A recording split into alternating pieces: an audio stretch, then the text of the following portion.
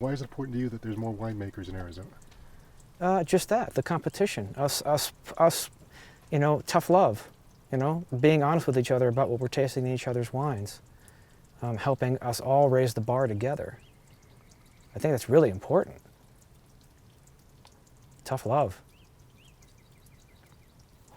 Oh, so yeah, I mean, like you say, it's not really a competition for the marketplace, but you see it as Competition with yourself and competition with what you see as being the best wine you can make, but until you actually put it up against your friends' wines and try to figure out where you're at, you don't have an identity until you know, in contrast, what they're doing.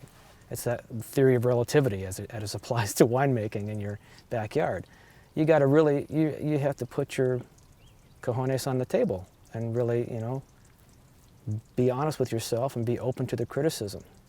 I'm blessed because I have this other career where I have a built-in audience for my wines. So that's huge to have an outlet already for it.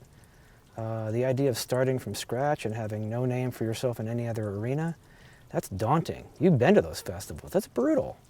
It's hot. People are, do you have a sweet wine? Like, it's hard. You're still talking about outfitting a place with even decent equipment. You're talking $1 million to buy the place, to retrofit the place, to get the equipment, to get all the crap in order. Just all the little things you forget about. $500,000 to $1 million. Few banks are going to be loaning out that kind of money to what they would consider a whim. We know it's not a whim. We know that it's an established industry. We've done the work, so we know that it's going to work. But there's not a lot of people out there just handing out that kind of money for people. So to have them actually get a start under another roof, paying a fee per case to be there, which is far less than a custom crush contract, because they're actually doing their own work. They're able to establish their brand, get some cash flow going, and go to investors or go to a bank and actually show them a business plan of like, I've already done it for a little while, here's how it's going to work. And so, in a practical sense, you have a winery set up and people pay to not have you make the wine for them, but to come use the equipment that's already there. It's basically a rotating schedule. A lot of the guys work together when it comes to the fruit actually coming in, because at that point it's just fruit.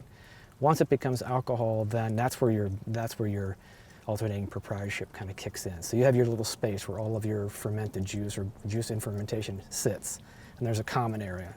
So you have a facility manager kind of managing these guys coming out of their bonded area and going into the common space, using the common tanks, using the common press, and then they go back to their own space, and it's back to their designated area.